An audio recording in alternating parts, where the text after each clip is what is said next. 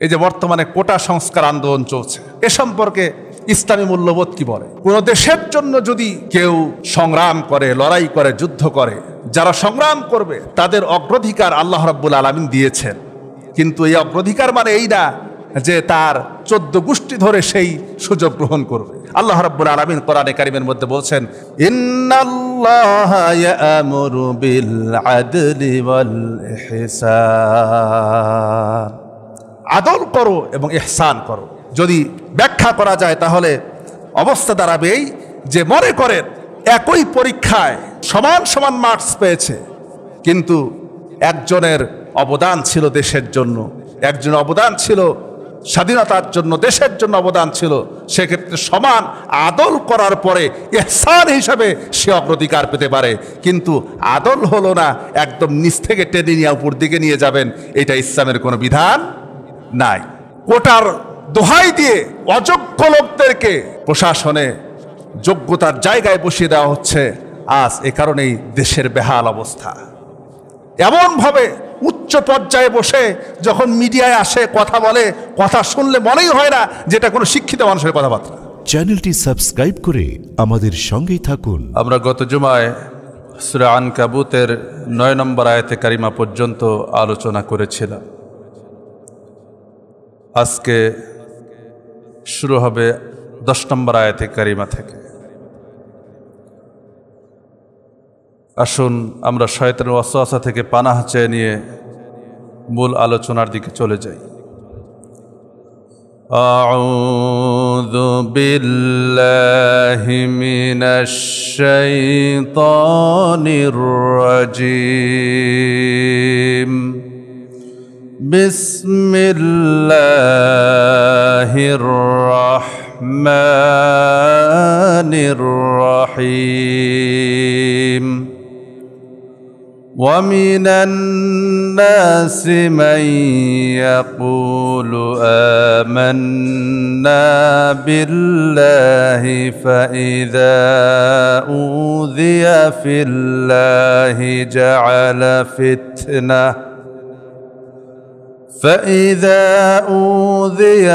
الله جعل فتنة الناس كعذاب الله ولئن جاء نصر من ربك ليقولن إنا كنا معكم أوليس الله بأعلم بما في صدور العالمين। আল্লাহ রাব্বুল আলামিন বলছেন, ওয়ামিনান নাসি মান ইয়াকুলু আমান্না, মানুষের মধ্যে কিছু লোক আছে যারা বলে আমরা আল্লাহর প্রতি ঈমান এনেছি। ফাইদা উযিয়া ফিল্লাহি জাআলা ফিতনাতান নাসি কাযাবিল্লাহ, আর ঈমান আনার কারণে, যখন আল্লাহর পথে অনুসরণ করার কারণে, ঈমান আনার কারণে, আল্লাহ রাব্বুল আলামিনের দ্বীনকে মেনে নেওয়ার কারণে, ইসলামকে মেনে নেওয়ার কারণে যখন তাদের উপরে কোনো নির্যাতন, নিপীড়ন, কষ্ট, আযাব, জেল, জুলুম ইত্যাদি আসে, তখন তারা এই জেল, জুলুম, দুনিয়ার কষ্টকে তারা মনে করে যে এটা মনে হয় আল্লাহর পক্ষ থেকেই আযাব। আর ওয়ালা ইন জাআ নাসরুম মির রাব্বিকা, আর যখন ঈমানদারদের আল্লাহর পক্ষ থেকে কোনো সাহায্য আসে, বিজয় আসে, তখন তারা বলে লা ইয়াকুলুন্না ইন্না কুন্না মাআকুম, অবশ্যই আমরা তো তোমাদের সাথেই ছিলাম। আওয়ালাইসাল্লাহু বিআ'লামা বিমা ফি সুদুরিল আলামিন, সকল সৃষ্টির অন্তরে কি আছে, সে আসলে কি করতে চায়, এ সম্পর্কে অবশ্যই আল্লাহ তাআলা ভালো জানেন। তো এখানে আল্লাহ রাব্বুল আলামিন মুনাফিকদের চরিত্র সম্পর্কে তুলে ধরেছেন। মুনাফিকদের নেচার, আসলে আল্লাহর প্রতি ঈমান আনার পরে, আল্লাহর প্রতি বিশ্বাস স্থাপন করার পরেও অনেকেই দুনিয়ার স্বার্থের জন্য, দুনিয়ার সামান্য কষ্টের জন্য, দুনিয়ার জেল জুলুম নির্যাতনের ভয়ে তারা কাফেরদের সঙ্গে সঙ্গ দেয়, কাফেরদের সঙ্গে তাল মিলিয়ে চলতে চায়, তাদের সঙ্গে থেকে নিজেকে গা বাঁচিয়ে চলতে চায়। এমন কিছু লোক আছে না সমাজে? আছে, যারা মনে করে যে আমরা যদি ইমানদারদের সঙ্গেই থাকি তাহলে হঠাৎ করে আমাদের উপরে কোনো নির্যাতন নিপীড়ন আসতে পারে, রাষ্ট্রের পক্ষ থেকে আসতে পারে, সমাজ থেকে আসতে পারে, এজন্য তারা তাদের থেকে বিরত থাকে, ইমানদারদের থেকে আলাদা থাকতে চায়। কিন্তু তারা বলে যে আমরা ঈমান এনেছি, মুখ দিয়ে বলে ঈমান এনেছি, কিন্তু প্রকৃতপক্ষে তারা ঈমানদার নয়। একটু কষ্ট দেখলে পরেই, একটু জেল জুলুমের ভয় দেখলে পরেই, যদি দেখে যে আমার এই দাওয়াতের কারণে, সত্য কথা বলার কারণে, হক কথা বলার কারণে আমার চাকরিটা হারায় যেতে পারে, আমার জেল হতে পারে, আমার পারিবারিকভাবে নির্যাতনের সম্মুখীন হতে পারি, তখন এটাকে মনে করে যে এটা মনে হয় আল্লাহর পক্ষ থেকেই আযাব, সুতরাং এখানে থাকা যাবে না। সেখান থেকে তারা ছিটকে পড়ে। বরং এদের অবস্থাই হচ্ছে এমন, এরা সবসময় দোদুল্যমান চিন্তার মধ্যে থাকে, মুজাবজাবিনা বাইনা যালিক, কোন দিকে যাবে নিজেরাও ঠের করতে পারে না, নিজেরাও বুঝতে পারে না যে আমার কোন দিকে যাওয়া উচিত, কাফেরদের সঙ্গে থাকবো না ইমানদারদের সঙ্গে থাকবো। মূলত দুই পক্ষেই তারা থাকতে চায়, দুই পক্ষকেই তারা সময় দিতে চায়। কোরআনে কারিমের সূরা নিসার ভিতরে আল্লাহ রাব্বুল আলামিন সূরা নিসার 141 নম্বর আয়াতে আল্লাহ রাব্বুল আলামিন তাদের সম্পর্কে আরো বলেছেন, الذين يتربصون بكم فإن كان لكم فتح من الله قالوا ألم نكن معكم وإن كان للكافرين نصيب قالوا ألم نستحوذ عليكم ونمنعكم من المؤمنين। আর এদের চরিত্র হচ্ছে এমন, যখন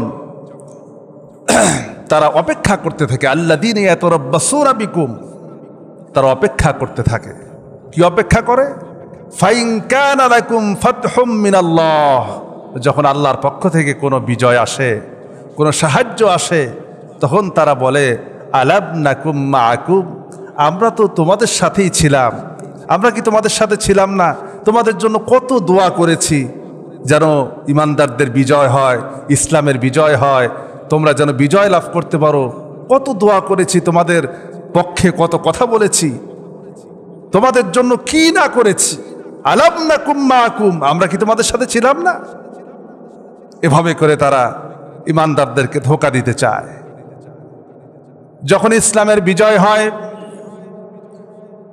যেমন ভাবে আল্লাহর নবী মুহাম্মদুর রাসূলুল্লাহ সাল্লাল্লাহু আলাইহি ওয়াসাল্লাম যখন সাহাবায়ে কেরামকে নিয়ে কোনো যুদ্ধে যেতেন, মুনাফিকরা পিছন থেকে সরে যেত, জিহাদ থেকে বিরত থাকত।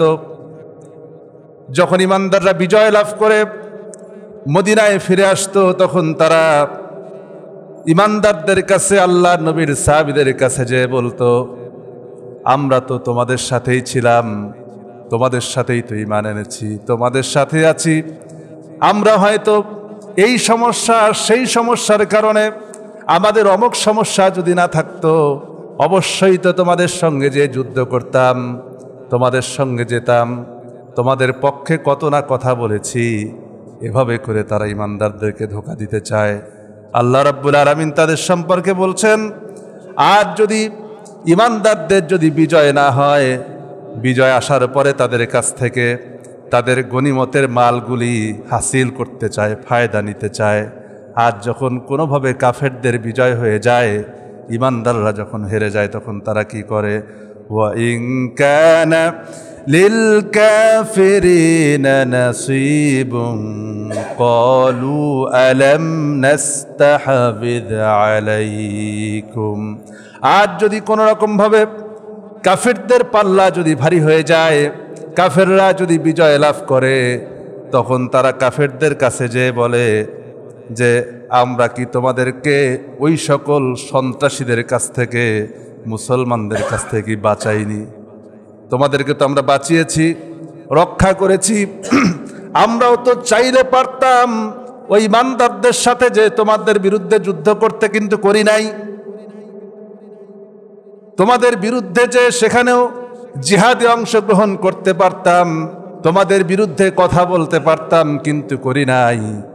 কারণ হলো আমরা তো তোমাদের সাথে আছি, তোমাদেরকে বাঁচাতে চাই, তোমাদের বিজয় দেখতে চাই। এভাবে করে তারা কাফেরদের সঙ্গ দেয়, মুনাফিক কি আচরণ করে। আল্লাহ রাব্বুল আলামিন তাদের সম্পর্কে সূরা বাকারার শুরুর দিকে 13 নম্বর আয়াতে আল্লাহ রাব্বুল আলামিন আরো বলছেন, ওয়াইযা লাকুল্লাযীনা আমানু ক্বালু আমান্না। যখন তারা ঈমানদারদের সাথে মিলিত হয়, সাক্ষাৎ করে, তখন তারা বলে আমরা তো তোমাদের মতোই ঈমানদার, আমরা তো তোমাদের মতোই মুসলিম, আমরা তো তোমাদের মতোই মুমিন। কিন্তু অপরদিকে ওয়াইযা খালাউ ইলা শায়াতিনিহিম ক্বালু ইন্না মাআকুম ইন্নামা নাহনু মুস্তাহজিউন। আজ যখন তারা শয়তানদের সাথে মিলিত হয়, শয়তানের অনুসারীদের সাথে যখন মিলিত হয়, গোপনে সাক্ষাৎ করে, তখন তারা বলে ইন্না মাআকুম, আমরা তো তোমাদের সাথে আছি।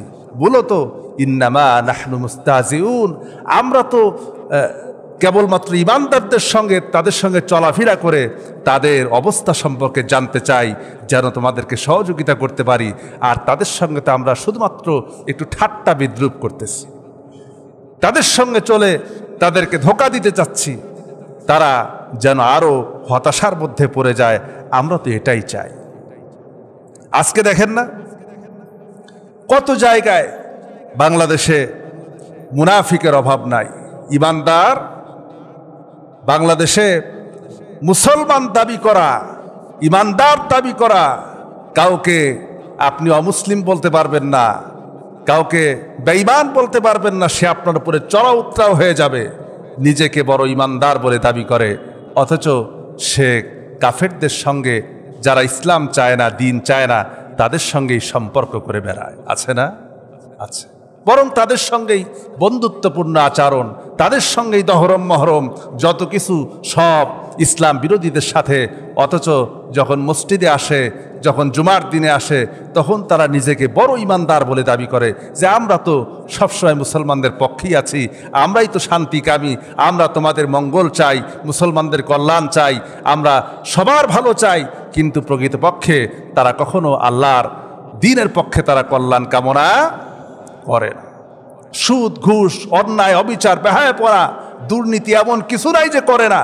আবার একদিকে মসজিদে যে 5 ওয়াক্ত নামাজও পড়ে, মানুষকে দাওয়াত দেয়, নামাজের দাওয়াত দেয়, আবার অপর দিকে যে ঘুষ, সুদ, মানুষের টাকা পয়সা ইচ্ছা মতো করে আত্মসাৎ করে। আছে না এমন?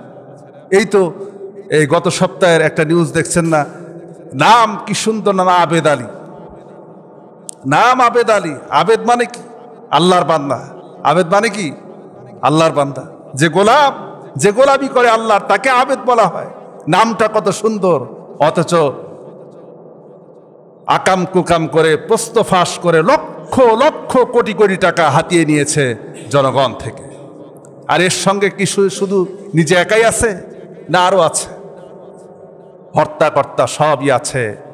তো এই যে পরীক্ষার সময় প্রশ্নপত্র ফাঁস করে দেওয়া, এটা কি আইনগত না আইন বিরোধী? আইন বিরোধী কাজ করে, হুকুম বিরোধী কাজ করে লক্ষ লক্ষ কোটি কোটি টাকা হাতিয়ে দিচ্ছে।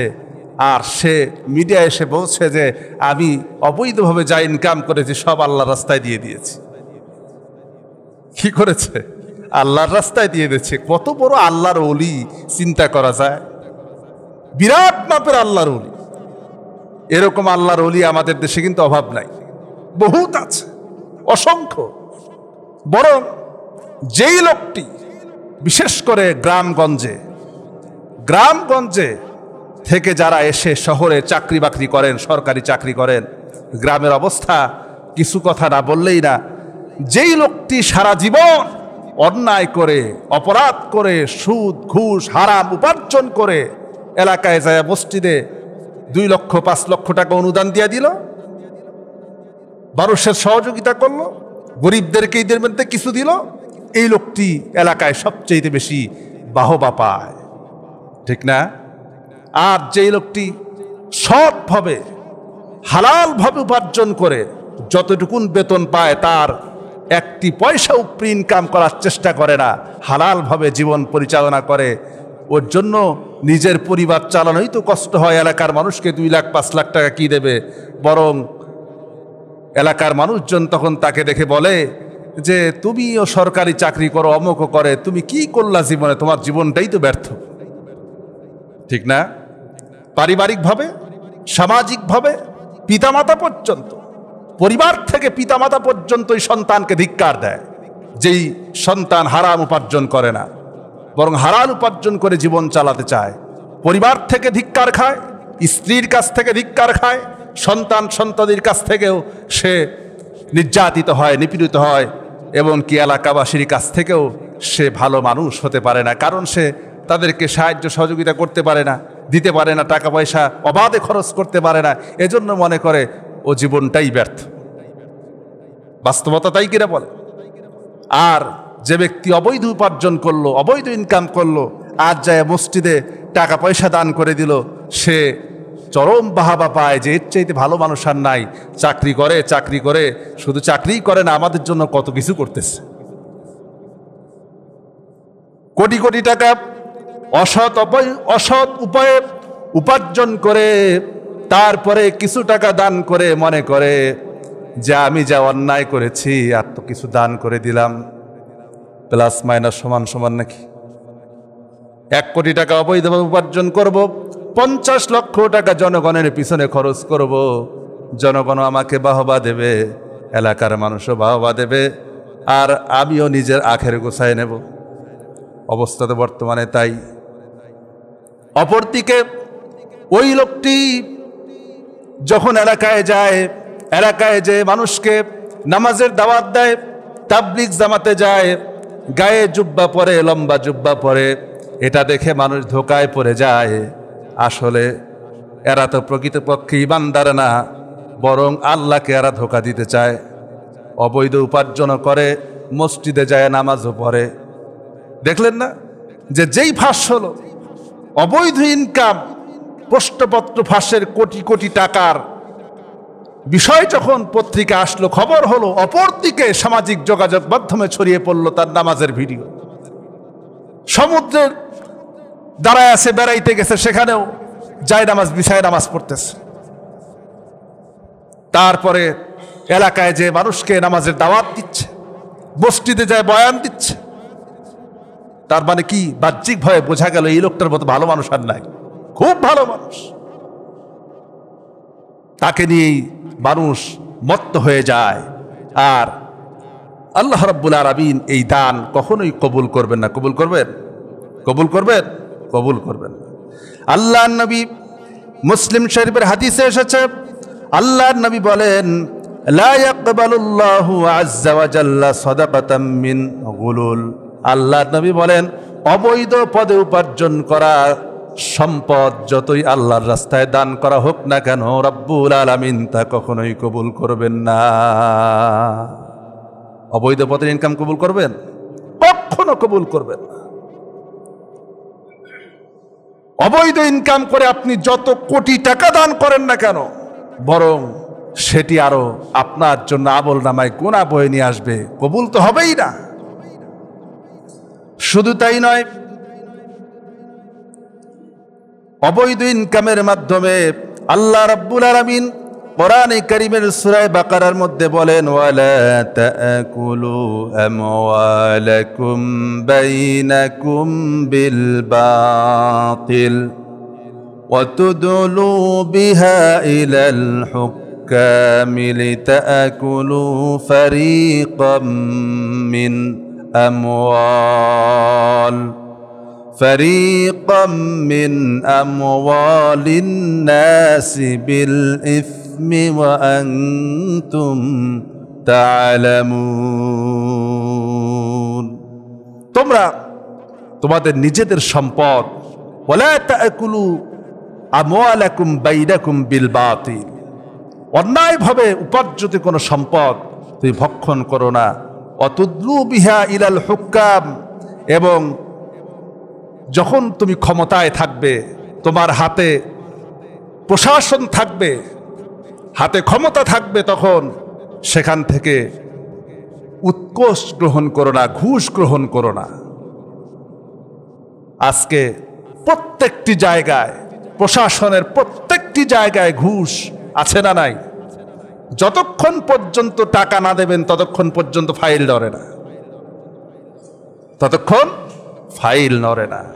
অথচ দেখবেন এমন জায়গায় বসে আছেন, এমনও মানুষ দেখেছি যে উচ্চ পর্যায়ে বসে আছেন, চেয়ারে বসে আছেন, মুখে দাড়ি, মাথায় টুপি, গায়ে জুব্বা, হজও করে আসছেন, অথচ যতক্ষণ পর্যন্ত তারে কিছু না দেবেন, উৎকোষ না দেবেন, ঘুষ না দেবেন, ততক্ষণ পর্যন্ত আপনার কাজে সে সাইন করবে না। বরং মনে করে এটাই নিয়ম, আমি এইখানে আসছি তো ইনকাম করার জন্যই। যখন কোনো ব্যক্তি অবৈধভাবে, যতক্ষণ পর্যন্ত শিক্ষা খাত থেকে, শিক্ষার জায়গা থেকে দুর্নীতি মুক্ত করা সম্ভব না হবে, ততক্ষণ পর্যন্ত উপর পর্যায়ে যে কোনো প্রশাসনের দুর্নীতি মুক্ত করা সম্ভব হবে না। কারণ আমি যখন চাকরিতে ঢুকলাম, যে ব্যক্তি চাকরিতে ঢুকলো, চাকরিতে ঢুকার সময় একজন যোগ্য ব্যক্তিকে বাদ দিয়ে, যোগ্য প্রার্থীকে বাদ দিয়ে, অযোগ্য, যার কোনো যোগ্যতা নাই এমন ব্যক্তিকে পয়সার বিনিময়ে যখন তাকে 50 লাখ, 10 লাখ, 20 লাখ, 50 লাখ টাকা দিয়ে যখন ঘুষ নিয়ে তাকে যখন সেখানে পদ দেওয়া হয়, তখন তো সে প্রথম চিন্তাই করে যে আগে আমার এই 50 লাখ উঠাইতে হবে, ঠিক না? আর ওই 50 লাখ উঠাতে যে সে টাকার নেশায়, অর্থের নেশায় মত্ত হয়ে যায়, সেখান থেকে আর সে ফিরে আসতে পারে না, বরং অবৈধ পদে সে উপার্জন করতে থাকে।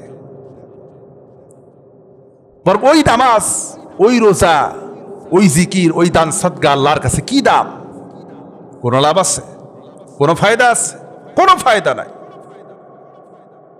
বরং সেটি হচ্ছে শুধুমাত্র আল্লাহ রাব্বুল আলামিনকে দেখানো যে আমি আছি, আমি আছি তোমার পথে। আল্লাহ রাব্বুল আলামিন সূরা বাকারার 15 নম্বর আয়াতে সে কথাই বলছেন, আল্লাহু ইয়াস্তাহজিউ বিহিম ওয়া ইয়ামুদ্দুহুম ফি তুগয়ানিহিম ইয়ামাহুন। তারা মূলত আল্লাহর সঙ্গে ঠাট্টা করতে চায়, তারা ইমানদারদের সঙ্গে ঠাট্টা করে, আল্লাহ রাব্বুল আলামিনও তাদের সঙ্গে ঠাট্টা করেন। আল্লাহ কি করেন? আল্লাহ তাদের সঙ্গে ঠাট্টা করেন, মূলত ওয়ায়ামুদ্দুহুম, তাদেরকে ছেড়ে দেন, কিছু সময়ের জন্য ঢিল দেন, অবকাশ দেন, যেন সে তার অবাধ্যতায়, সে অন্যায় অপকর্মের উপরে যেন সে আরো বিস্তার লাভ করতে পারে, অন্যায়ের পরিমাণ যেন বাড়াতে পারে। আল্লাহ রাব্বুল আলামিন এই জন্য তাদেরকে আরো অবকাশ দেন।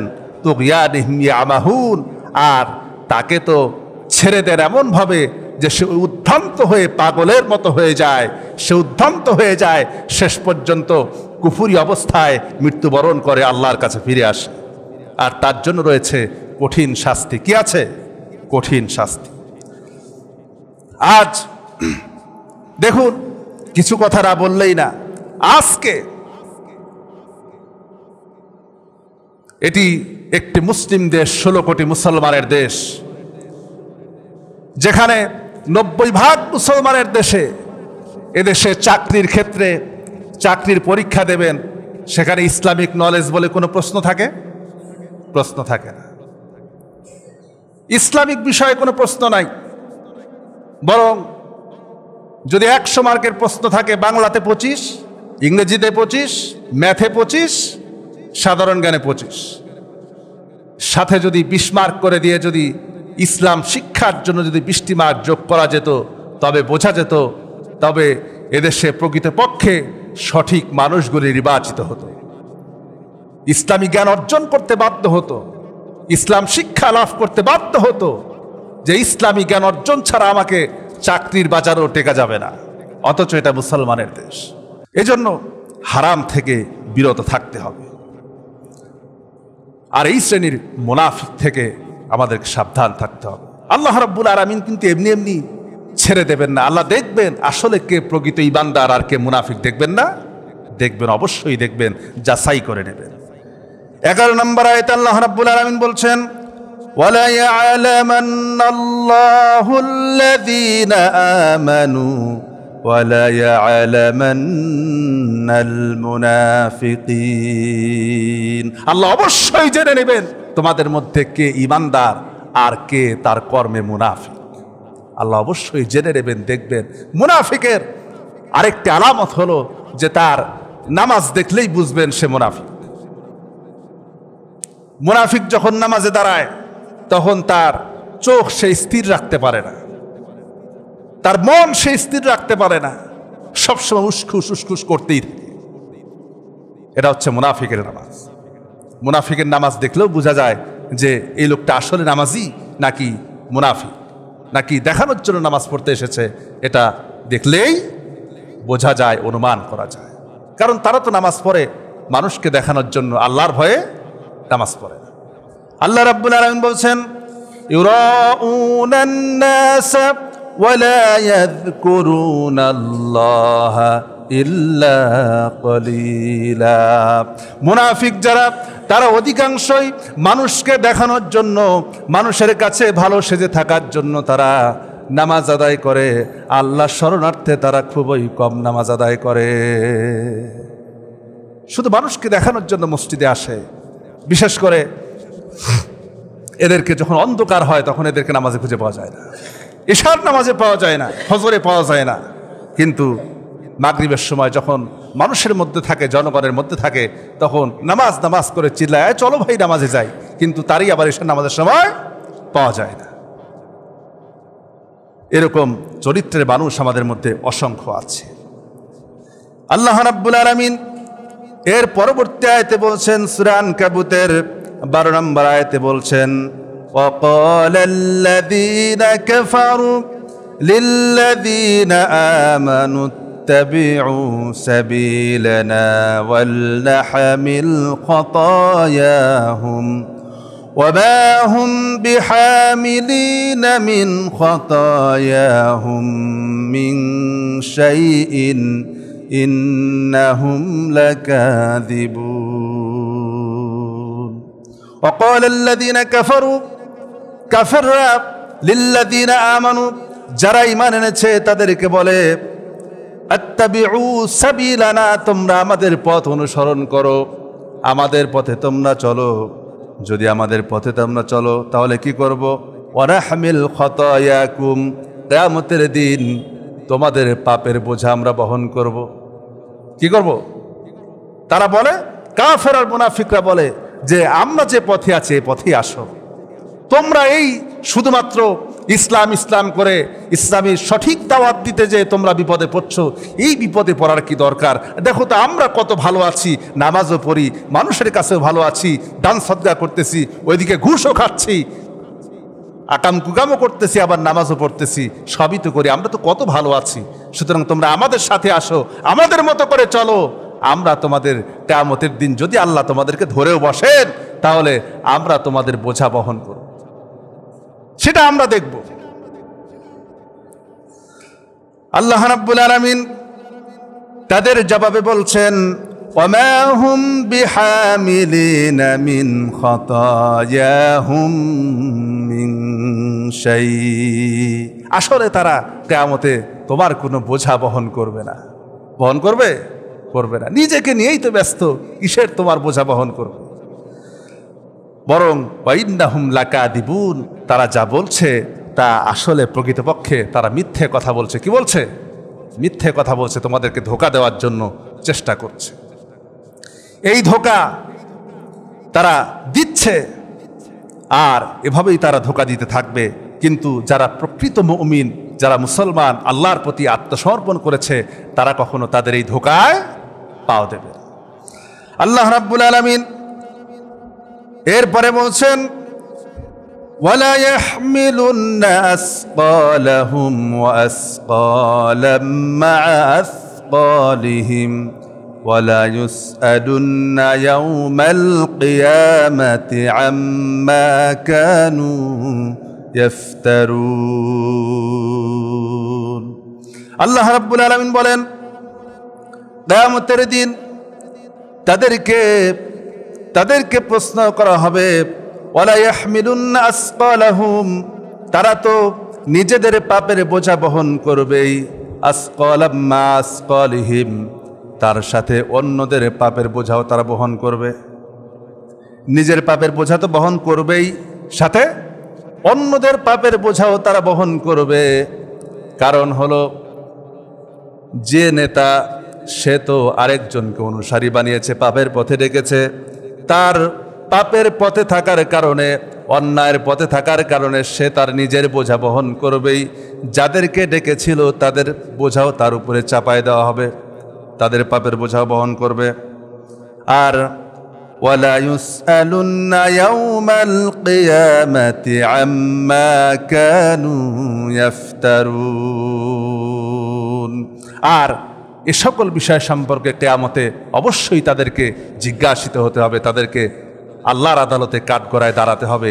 এখান থেকে কোনো রেহাই তারা কোনোভাবেই পাবে না। শুধু তাই নয়, সেদিন অপরাধীরা, যারা অপরাধ করেছে, তাদের কথা শুনে এই অপরাধের পথে চলেছে, তারা সেদিন নিজের হাত কামড়াতে থাকবে আর আফসোস করতে থাকবে। মানুষ অনেক সময় দেখেন না, যখন কোনো বিষয় নিয়ে খুব টেনশনে পড়ে যায় তখন মানুষ হাত কামড়ায় না? আল্লাহ রাব্বুল আলামিন সে কথা বলছেন, নখ কামড়ায়, হাত কামড়ায়, টেনশনে পড়ে গেলে পরে মানুষ এই কাজগুলি করে। আল্লাহ রাব্বুল আলামিন বলছেন সূরা ফুরকানের ভিতরে বলছেন, ইয়াউমা ইয়াগুদ্দুয যালিমু আলা ইয়াদাইহি ইয়াকুলু ইয়া লাইতানি ইত্তাখাযতু মা'আর রাসূলি সাবিলা। সেদিন অপরাধীরা নিজের হাত কামড়াতে থাকবে আর বলবে, যদি আমরা দুনিয়ায় রসুল যে পথে ডেকেছিলেন, আল্লাহর বান্দারা যে পথে ডেকেছিলেন, ইমানদাররা যে পথে ডেকেছিলেন, যদি আমরা দুনিয়ায় থাকতে তাদের কথাগুলি মেনে নিতাম। আফসোস করতে থাকবে, হাত কাঁপড়াতে থাকবে আর বলবে, আহারে দুনিয়ায় থাকতে যদি মানতাম। সূরা নিসার ভিতরে আল্লাহ রাব্বুল আলামিন বলছেন, ওই মানুষগুলি কিয়ামতের দিন দুনিয়ায় যেই সকল নেতাদের অনুসরণ করত, ওই নেতাদেরকে ডেকে ডেকে বলবে, আল্লাহ রাব্বুল আলামিনের সামনে ডেকে বলবে, রাব্বুল আলামিন, এই নেতাদেরকে আমরা তো ইচ্ছা করে যাই নাই, আমরা তো ইচ্ছা করে পাপ কাজ করি নাই, আমাদেরকে এরা করিয়েছে। সুতরাং এই নেতাদেরকে তুমি দ্বিগুণ শাস্তি দাও, আর আমাদেরকে দুনিয়ায় আরেকবার পাঠায় দাও।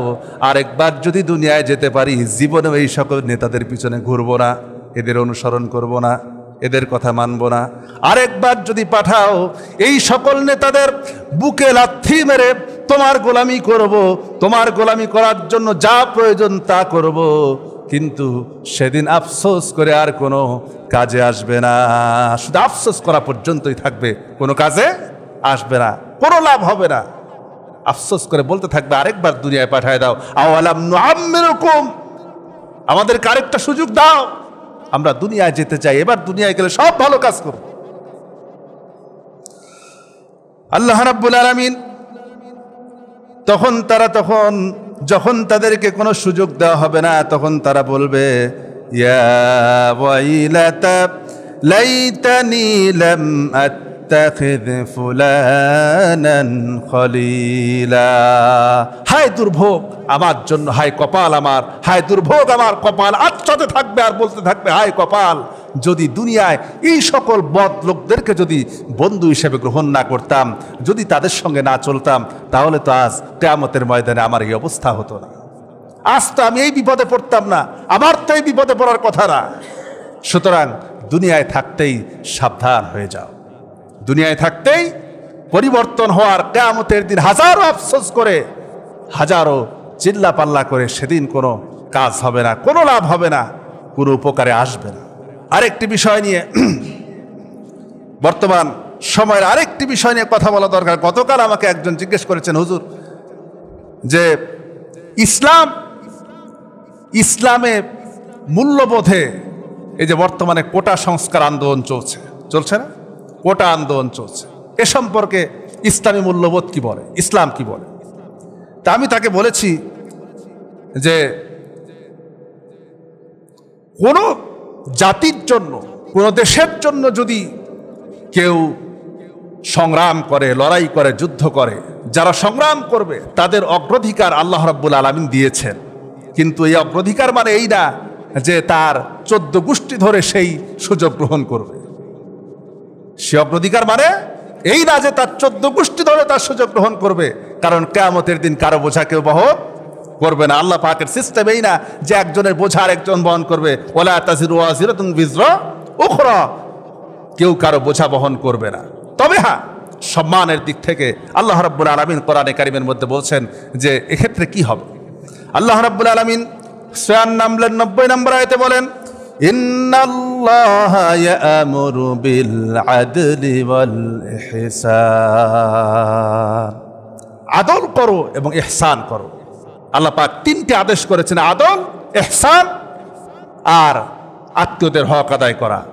এই 3টি আদেশের ভিতরে যদি ব্যাখ্যা করা যায় তাহলে অবস্থা দাঁড়াবে এই যে, মনে করেন একই পরীক্ষায় একজন সাধারণ ব্যক্তি, সেও মার্কস পেয়েছে, সমমার্কস পেয়েছে, দুইজন সমান সমান মার্কস পেয়েছে, কিন্তু একজনের অবদান ছিল দেশের জন্য, একজনের অবদান ছিল স্বাধীনতার জন্য, দেশের জন্য অবদান ছিল।